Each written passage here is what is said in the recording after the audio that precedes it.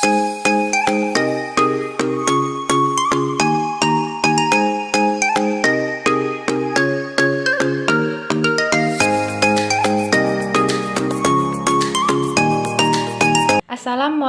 warahmatullahi wabarakatuh.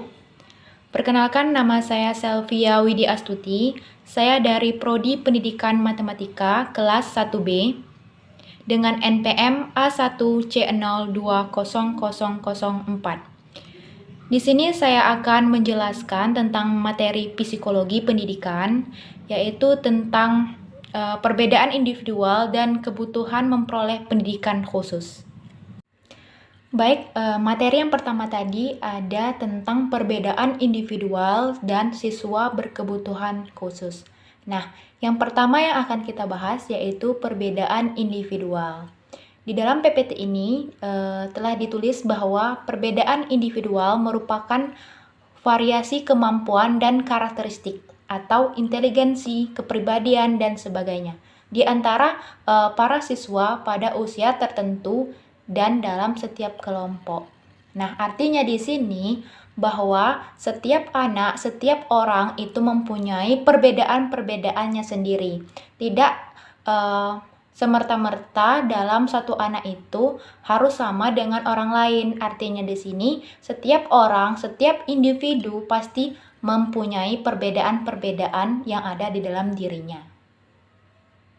Selanjutnya yaitu ada siswa berkebutuhan khusus.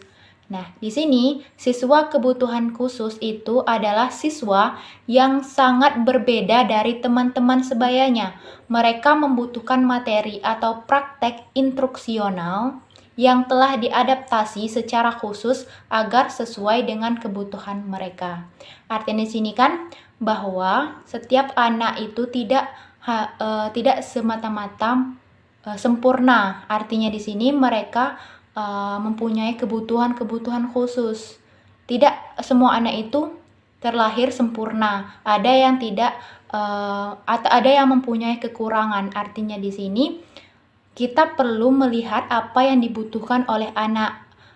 Oleh karena itu kita harus memperhatikan anak itu, apa yang dibutuhkannya, dan bagaimana cara kita meningkatkan kemampuannya sementara dia mempunyai keterlainan. Baik, materi selanjutnya yaitu menempatkan perbedaan individual pada perspektif yang sebenarnya. Nah, di sini dijelaskan bahwa perbedaan individual biasanya merupakan hasil interaksi antara pengaruh keturunan dan pengaruh lingkungan secara bersamaan, yang akhirnya menghasilkan manusia yang neurologis, menentukan kadar berbagai hormon, dan sebagainya. Cetak biru ini mengarahkan anak pada kemampuan dan perilaku tertentu yang unik dan berbeda. Namun sebagaimana akan kita lihat, kondisi lingkungan termasuk kondisi di kelas juga memiliki pengaruh yang berarti terhadap kemampuan dan perilaku siswa. Nah, di sini dapat kita lihat bahwa setiap individual itu setiap sikap, setiap sifatnya itu juga dipengaruhi oleh lingkungan sekitarnya.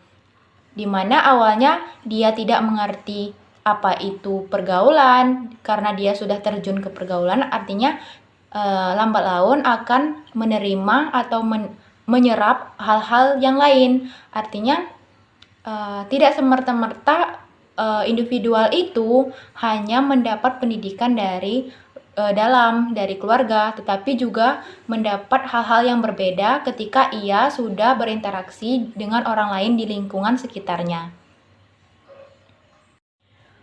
Oke, selanjutnya materi yang selanjutnya yaitu ada inteligasi. Nah, di sini para ahli mendefinisikan dan merumuskan istilah inteligasi secara beragam.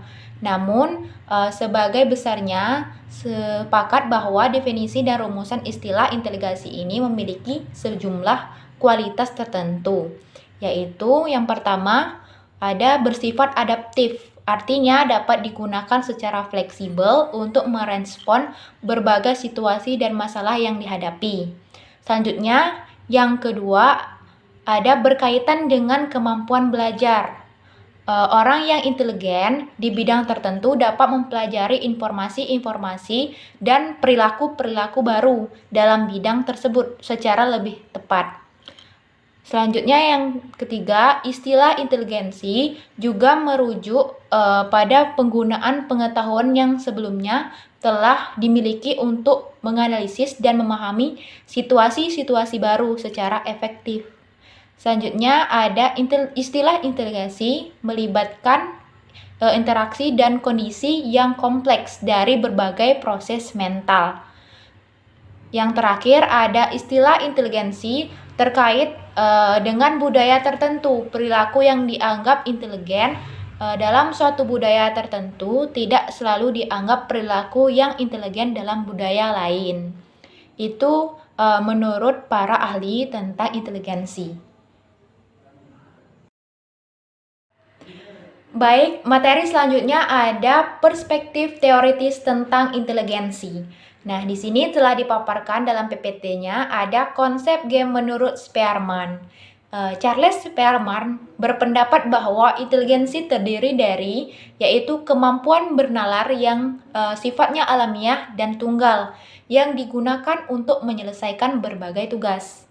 Nah, selanjutnya ada sejumlah kemampuan khusus atau faktor-faktor spesifik atau specific factors yang digunakan untuk menyelesaikan tugas-tugas yang spesifik. Terus, menurut perspektif Spearman, performa seorang siswa dalam setiap tugas yang diberikan tergantung pada faktor umum dan faktor-faktor spesifik yang dilibatkan untuk menyelesaikan tugas tersebut. Itu menurut konsep G. Spearman. Oke, selanjutnya yaitu Fluid and Crystallized Intelligences menurut Chattel. Nah, Raymond Chattel menemukan bukti untuk dua komponen yang berbeda dari inteligensi umum. Yang pertama, anak-anak berbeda dalam hal fluid inteligensi, yaitu kemampuan memperoleh pengetahuan secara cepat dan beradaptasi terhadap situasi baru secara efektif.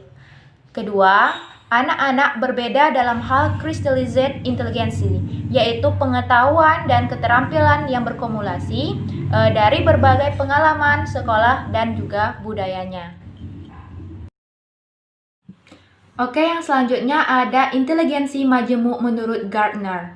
Gardner berpendapat bahwa berbagai inteligensi memiliki manifestasi yang berbeda-beda dalam budaya-budaya yang berbeda. Sebagai contoh, dalam aliran utama budaya barat, inteligensi spasial mungkin tercermin dalam lukisan, seni pahat, atau geometri.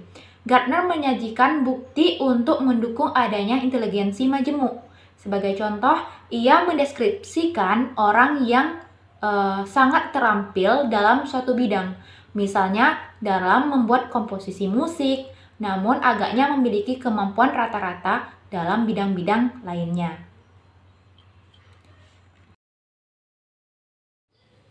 Oke, ini ada dijelaskan juga, ada inteligensi majemuk menurut Gardner, ada jenis inteligensinya beserta contoh-contoh perilaku yang relevan.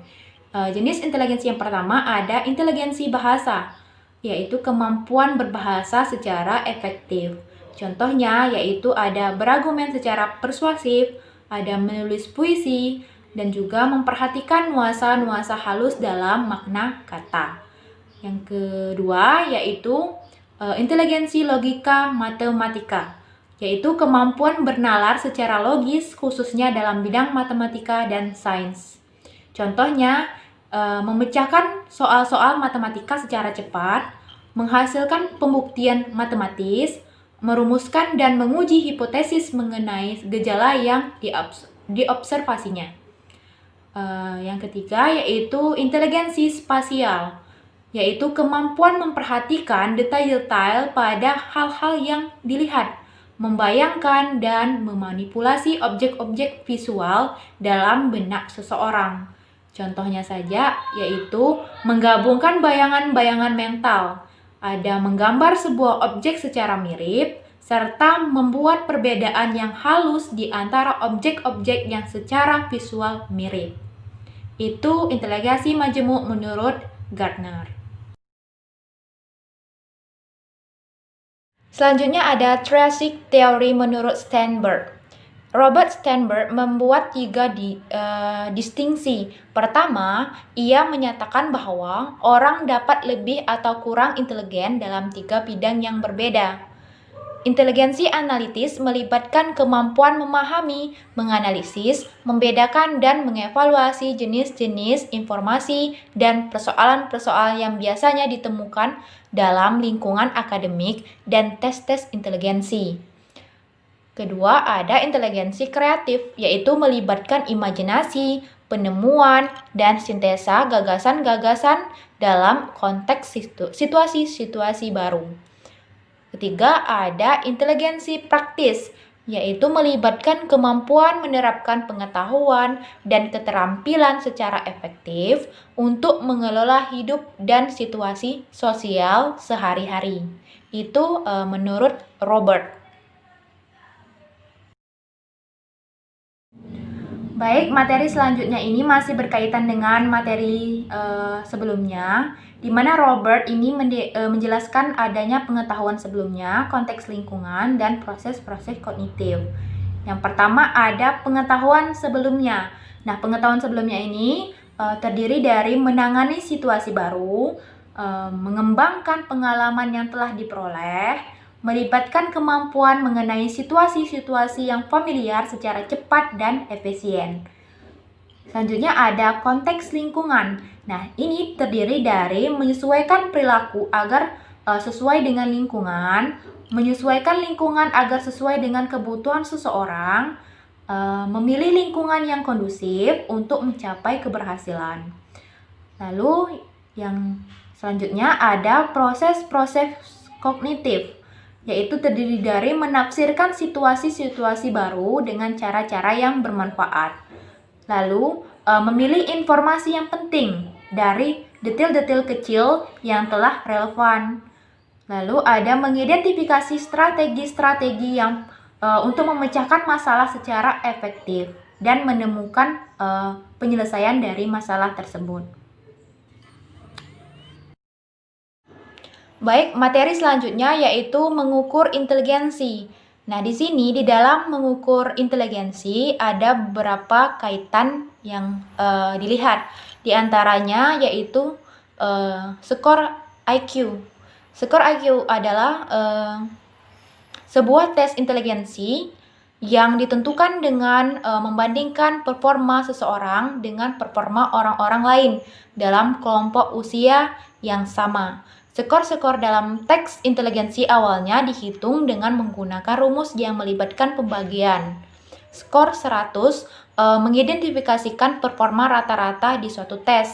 Siswa yang memperoleh skor ini mampu memberikan performa yang lebih baik dibandingkan separuh dari siswa seusianya. Namun, performa siswa tersebut tidak sebaik performa dari separuh siswa lainnya yang seusia.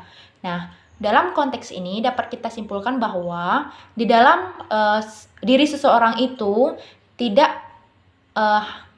semua orang itu mempunyai IQ yang tinggi. Artinya di sini setiap orang itu mempunyai variasi kemampuannya sendiri. Jadi kita tidak menganggap bahwa setiap orang itu mempunyai kemampuan, mempunyai pemikiran, ataupun mempunyai IQ yang sama. Oke, selanjutnya ada IQ dan prestasi sekolah. Nah, di sini telah dijelaskan bahwa tes inteligensi modern yang telah dirancang oleh Butet awalnya bertujuan memprediksi beberapa baik performa setiap siswa di kelas dan dalam situasi-situasi serupa. Berdasarkan studi yang dilakukan berulang kali ditemukan bahwa performa dalam tes inteligensi berkorelasi dengan prestasi sekolah.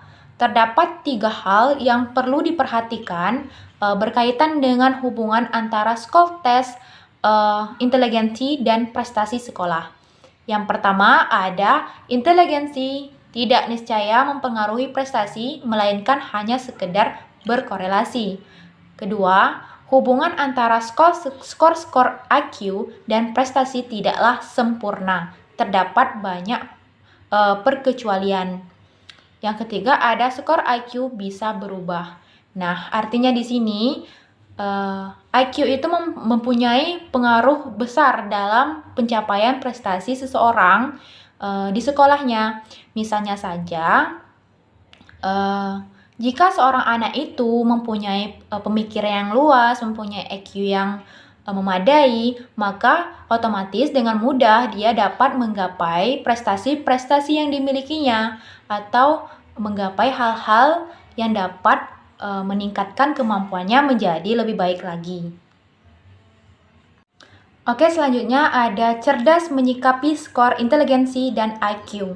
Nah, sebagai guru, kita tentu harus menguasai cara-cara terbaik dalam memelihara perkembangan intelektual siswa dan bagaimana kita dapat memberikan tafsiran yang masuk akal mengenai performa mereka dalam tes inteligensi. Berikut ini terdapat beberapa rekomendasi yang dapat kita lakukan. Yang pertama, yaitu sediakan lingkungan yang dapat mendukung pertumbuhan intelektual dan perilaku inteligensi. Kedua, anggaplah tes-tes inteligensi sebagai suatu bentuk pengukuran yang berguna namun tidak sempurna. Ketiga, gunakan pengukuran-pengukuran yang lebih terfokus ketika Anda ingin menilai kemampuan spesifik. Keempat, yaitu carilah perilaku-perilaku yang memperlihatkan talenta yang luar biasa dalam konteks budaya siswa. Lalu yang kelima, ingatlah bahwa terdapat banyak faktor yang juga mempengaruhi prestasi-prestasi siswa di kelasnya masing-masing. Jadi di sini dapat kita lakukan beberapa langkah tadi. Dengan kita melakukan tersebut, kita dapat menyikapi atau mengetahui sejauh mana kemampuan dari siswa atau pelajar di suatu sekolah. Oleh karena itu, kita bisa mengukur bahwa seorang anak itu mempunyai kemampuan dan juga IQ yang berbeda. Tidak hanya dalam satu kelas itu mempunyai IQ tinggi semua, pasti ada mempunyai keterampilan yang terbatas, mempunyai kemampuan yang biasa-biasa saja.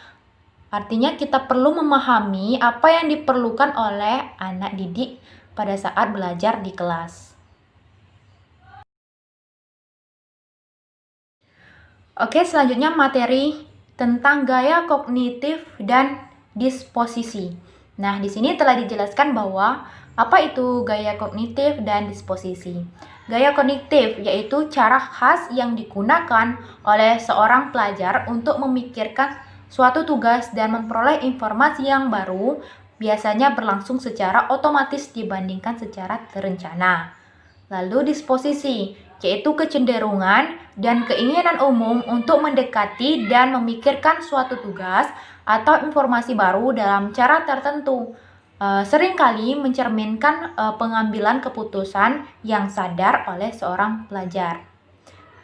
Jadi di sini dapat kita simpulkan bahwa gaya kognitif itu merupakan suatu informasi yang dapat diperoleh secara langsung tanpa terencana. Artinya dia diperoleh secara otomatis. Seperti itu. Sedangkan disposisi dia merupakan kemampuan pengambilan keputusan secara sadar tanpa pemikiran yang lama. Artinya di sini dia bisa mengambil keputusan secara cepat, secara sadar, dan juga dapat menemukan penyelesaian dari keputusan yang dia ambil. Baik, selanjutnya ini materi masih berkaitan dengan materi sebelumnya tentang gaya kognitif dan disposisi. Nah, di sini dijelaskan bahwa gaya kognitif dan disposisi tertentu agaknya memang mempengaruhi bagaimana siswa itu belajar dan apa yang akan dipelajarinya. Sebagai contoh, setidaknya terdapat 2 dimensi gaya kognitif yang agaknya memiliki dampak. Yang pertama yaitu pemrosesan analitik versus memproseskan holistik, yaitu beberapa siswa cenderung memilih stimulasi-stimulasi dan tugas-tugas baru ke dalam bagian-bagian atau pendekatan analitik. Sementara beberapa siswa lainnya itu cenderung memandang terutama sebagai keseluruhan yang integrasi dan tidak dapat dipisahkan satu sama lain. Selanjutnya ada belajar secara verbal versus belajar secara visual. Nah, yaitu beberapa siswa tampaknya belajar lebih baik apabila informasi disajikan dalam bentuk kata-kata, sementara beberapa siswa lain agaknya belajar lebih baik apabila disajikan dalam bentuk gambar. Nah, di sini dapat kita ketahui bahwa setiap individu itu mempunyai cara belajarnya masing-masing dan cara belajar yang berbeda. Sehingga dalam menangkap materi atau menerima informasi, dia lebih menyukai cara dia dalam menerima informasi itu.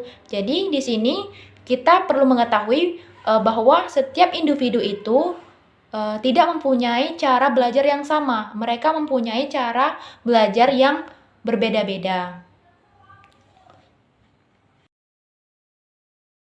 Selanjutnya yaitu mendidik siswa berkebutuhan khusus di sekolah umum. Nah, di sini telah dijelaskan ada mendorong gaya dan di posisi yang produktif.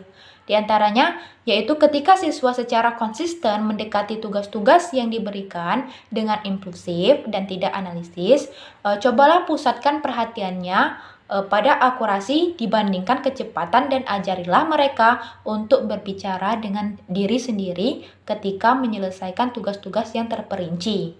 Selanjutnya ada sajikan ide-ide penting baik secara verbal maupun visual dengan masing-masing modalitas menawarkan wawasan yang unik di dalam pokok bahasan. Lalu yang ketiga ada komunikasikan antusiasme Anda sendiri untuk mempelajari topik-topik baru. Terus ada berikan contoh-contoh tentang berpikir terbuka terhadap berbagai sudut pandang dan kesediaan pemula membuat keputusan sampai semua fakta lengkap. Dengan kita melakukan hal-hal itu, kita bisa mendorong siswa atau individu itu agar lebih produktif dalam melakukan sesuatu hal. Baik, materi selanjutnya yaitu ada kategori-kategori umum dan khusus siswa berkebutuhan khusus. Nah, di sini dijelaskan ada kategori umum, kategori khusus, dan deskripsinya. Yang pertama kategori umum yaitu siswa yang mengalami hambatan kognitif atau akademik khusus. Sedangkan kategori khususnya ada kesulitan belajar, ada attention deficit hyperactivity disorder, dan gangguan bicara dan komunikasi. Yang pertama ada kesulitan belajar, deskripsinya yaitu kesulitan dalam proses-proses kognitif, misalnya dalam persepsi bahasa atau memori yang tidak dapat diatribusikan ke bentuk-bentuk hambatan yang lain seperti keterbelakangan mental, gangguan emosi atau perilaku, dan gangguan sensori. Sedangkan yang kedua tadi ada attention deficit hyperactivity disorder, yaitu gangguan yang ditandai oleh salah satu atau dua karakteristik ini, di mana yang pertama kesulitan memfokuskan dan mempertahankan atensi. Yang kedua, perilaku hiperaktif dan impulsif yang sering terjadi. Sedangkan yang ketiga tadi, ada gangguan bicara dan komunikasi. Deskripsinya yaitu gangguan dalam bahasa lisan, misalnya salah satu mengucapkan bunyi-bunyi tertentu, gagap, atau pola sintaksis yang anormal. Atau dalam pemahaman bahasa yang sering signifikankan yaitu mengganggu performa di kelas. Baik, selanjutnya yaitu siswa yang mengalami masalah sosial atau perilaku, itu kebutuhan umumnya. Sedangkan kebutuhan khususnya yaitu gangguan emosi dan perilaku dan juga gangguan spektrum autisme. Nah, Gangguan emosi dan perilaku yaitu kondisi emosi dan perilaku yang muncul selama periode waktu tertentu dan secara signifikan mengganggu kegiatan belajar dan performa siswa. Sedangkan gangguan spektrum autisme yaitu gangguan yang ditandai oleh terganggunya kondisi sosial, keterampilan sosial, dan interaksi sosial juga pengulangan perilaku aksentrik tertentu. Bentuk-bentuk yang lebih ringan misalnya sindrom Asperger dan terkait dengan perkembangan yang normal di bidang-bidang lain. Selanjutnya, ada siswa yang mengalami keterlambatan umum dalam fungsi kognitif dan sosial, yaitu kebutuhan khususnya yaitu keterbaikan mental, yaitu inteligensi secara signifikan di bawah rata-rata dan mengalami kekurangan dalam perilaku adaptif atau dalam interaksi praktis dan sosial. Baik, selanjutnya tadi kita beralih ke materi yaitu siswa yang mengalami hambatan kognitif atau akademik yang spesifik. Nah, di sini ada terdiri dari kesulitan belajar. Nah, di sini siswa-siswa mengalami kesulitan belajar biasanya memiliki kriteria-kriteria berikut, yaitu yang pertama, siswa mengalami hambatan yang signifikan dalam satu atau lebih proses kognitif tertentu. Yang kedua, hambatan kognitif tidak dapat diatribusikan ke hambatan-hambatan lain, seperti keterbelakangan mental, gangguan emosi, atau perilaku lain, atau gangguan visual dan juga kehilangan pendengaran. Selanjutnya, ketiga, hambatan kognitif dapat mengganggu prestasi akademik oleh karenanya, sampai pada taraf tertentu, siswa tersebut perlu mendapatkan layanan pendidikan khusus. Selanjutnya, masih berkaitan dengan materi sebelumnya, ini ada karakteristik umumnya. Karakteristik umumnya yaitu ada kesulitan mempertahankan atensi ketika menghadapi distraksi. Kedua, ada keterampilan membaca yang buruk. Terus, ketiga, ada strategi belajar dan memori yang tidak efektif. Keempat, kesulitan menyelesaikan tugas-tugas yang melibatkan penalaran abstrak. Kelima, kurangnya pemahaman akan diri dan memiliki motivasi yang rendah dalam menyelesaikan tugas-tugas akademik. Selanjutnya, ada keterampilan motorik yang buruk dan keterampilan sosial yang buruk. Itu karakteristik umumnya. Nah, di sini ada mengadaptasi instruksi. Nah, di sini telah dijelaskan tentang mengadaptasi instruksi, yaitu sebagai strategi instruksional bagi siswa yang mengalami kesulitan belajar harus disesuaikan dalam kelebihan dan kelemahan spesifik mereka. Meskipun demikian, berbagai strategi berikut ini seharusnya berguna. Yang pertama, meminimalkan stimulasi-stimulasi yang potensial mengganggu konsentrasi mereka. Yang kedua, gunakan berbagai modalitas untuk menyajikan informasi. Yang ketiga, analisislah kesalahan siswa, menangkap petunjuk-petunjuk mengenai cara memproses berbagai kesulitan. Lalu, ajarkan keterampilan dan strategi belajar. Terus yang terakhir ada sediakan alat bantu belajar. Nah, di sini dengan kita melakukan tahap-tahapan berikut, kita bisa melihat potensi dari siswa itu sendiri, sehingga nanti dengan kita melakukan hal ini, kita akan lebih bisa meningkatkan performa dan juga kemampuan dari individu ataupun siswa. Baik, ini selanjutnya yaitu siswa yang mengalami masalah sosial atau perilaku. Nah, di sini ada gangguan emosi dan perilaku. Karakteristik umumnya adanya rasa harga diri yang rendah. Terus ada keterampilan sosial yang buruk dan juga kesulitan mencapai dan membina relasi interpersonal secara memuaskan, sering tidak masuk sekolah, memperlihatkan penurunan prestasi akademik seiring meningkatnya usia, kurang menyadari parahnya masalah yang mereka hadapi. Nah, ciri-ciri tadi merupakan seseorang yang memiliki gangguan emosi dan perilaku yang tinggi. Artinya di sini kita bisa melihat jika seorang anak memiliki ciri-ciri atau karakter seperti yang telah kita bicarakan tadi, maka seorang anak itu dapat kita pastikan bahwa dia memiliki gangguan emosi dan perilaku dari dalam dirinya sendiri.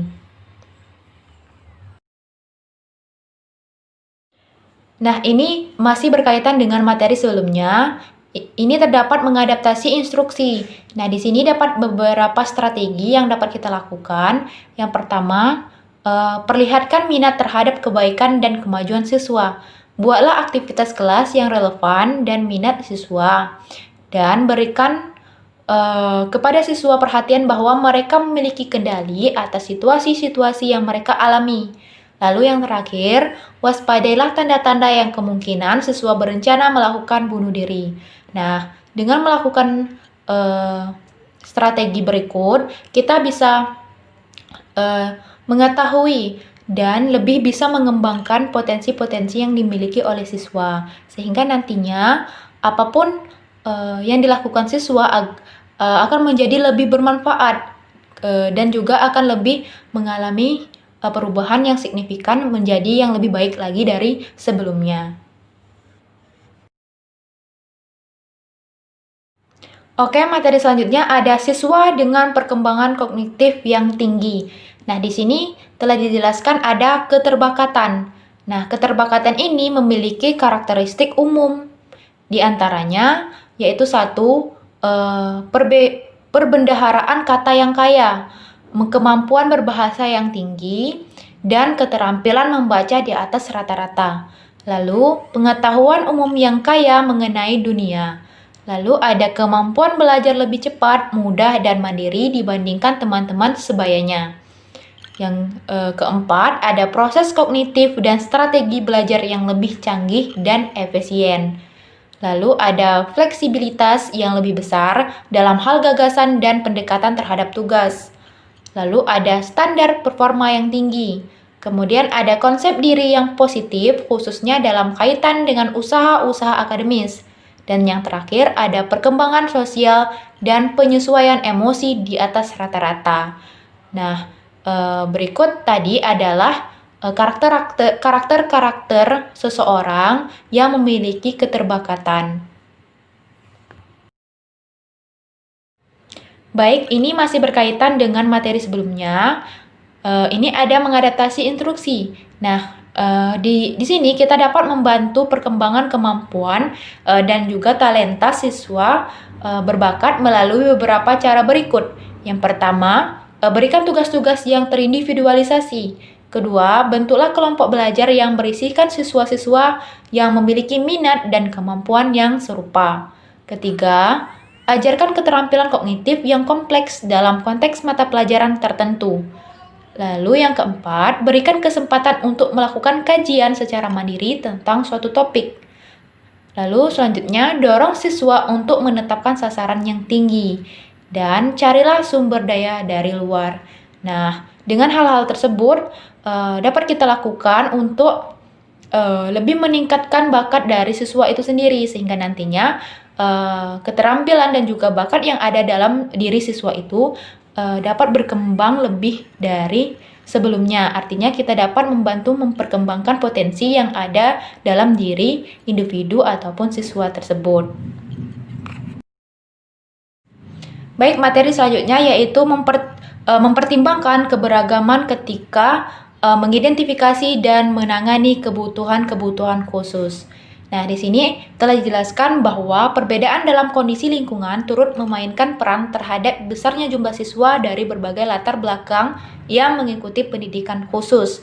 Sebagai siswa yang berasal dari kelompok-kelompok minoritas etnis cenderung hidup dalam lingkungan keluarga berpenghasilan rendah, di mana jaminan kesehatan yang kurang memadai, lingkungan yang tercemar, tekanan hidup yang tinggi, dan kurangnya akses memperoleh layanan pendidikan prasekolah dapat berkontribusi terhadap kemampuan intelektual yang lebih rendah dan masalah perilaku yang lebih serius.